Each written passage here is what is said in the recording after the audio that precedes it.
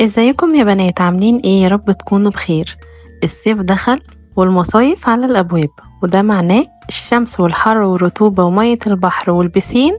واللي ما تعرفوش ان المصيف ممكن يبهدل بشرتنا وشعرنا، لازم تدخليه وانتي جاهزة. الفيديو ده لكل واحدة نازلة مصيف قريب، هقول لكم ازاي تحموا بشرتكم وشعركم قبل المصيف وبعده. خدي الفيديو ده كدليل كامل وارجعي ليه كل صيف، وما تنسيش اللايك والاشتراك في القناة وفعل الجرس عشان يوصلك كل جديد. يلا بينا نبدأ الفيديو.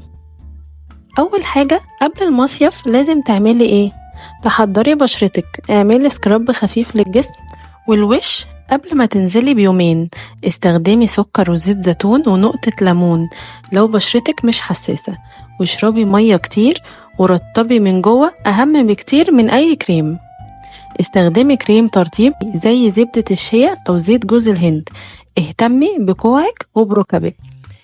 تاني حاجة اشتري صن بلوك يكون فيه حماية 50%، ويفضل يكون مقاوم للمية، ولازم تحطيه قبل ما تنزلي بنص ساعة وتجدديه كل ساعتين.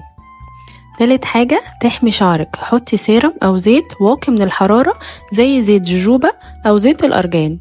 ولو تقدري تلفي شعرك بطرحة او كاب، خصوصا لو شعرك مصبوغ او تالف. ممكن تعملي ماسك قبل الصيف بيوم، زي مثلا ماسك الزبادي والعسل وزيت الزيتون، تحطيه على شعرك لمدة ساعة واغسليه بالشامبو والبلسم وحمام الكريم. هيدي معاكي نتيجة كويسة جدا قبل المصيف. تاني حاجة في المصيف تتصرفي ازاي؟ ما تنسيش الصن بلوك، حطيه كل ساعتين عشان ما تأذيش بشرتك. تاني حاجة ترطبي طول اليوم، خدي معاكي اسبراي مية الورد او مية باردة، رشيها على وشك كل شوية. واشربي مية كتير ومشروبات باردة طبيعية زي الكركديه والنعناع.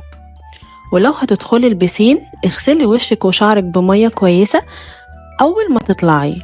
ولو مش متوفر مية بعد ما تطلعي البسين، خلي معاكي فوطة تكون مبلولة تشيلي من على وشك او جسمك الملح والكلور مؤقتا. تالت حاجة بعد المصيف العناية مهمة جدا، تهدئة البشرة. لو حصل احمرار او تحسس من الشمس، استخدمي ماسك الزبادي بالخيار او جل الصبار. ممكن تدهني زيت بارد زي زيت اللافندر او زيت اللوز. تاني حاجة التقشير بعد يومين، استخدمي مقشر لإزالة الجلد الميت، بس بلاش في نفس اليوم. ولو في اسمرار، جربي الطمي المغربي مع شوية عسل ومية الورد. تالت حاجة الشعر، لازم تهتمي بيه وترطبيه كويس بعد المصيف. اعملي ماسك زيت جوز الهند الدافي او ماسك الموز والعسل وزيت الزيتون، وقصي الاطراف لو حصل اي تقصف من الشمس. نصيحة مهمة ليكي، البسي لبس قطن وواسع يفضل فاتح. خدي معاكي نضارة شمس او كاب او طاقية تحميكي من الشمس. المصيف بيخلي الواحد يروق وينبسط، بس جسمك محتاج منك اهتمام. اكتر فترة تهتمي بيها في جسمك هي فترة الصيف. خدي بالك من بشرتك وشعرك، واخرجي بأقل الخسائر ممكنة وترجعي من المصيف منورة.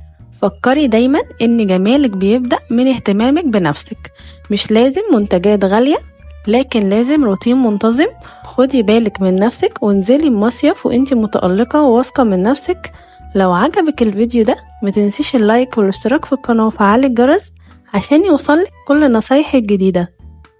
باي باي.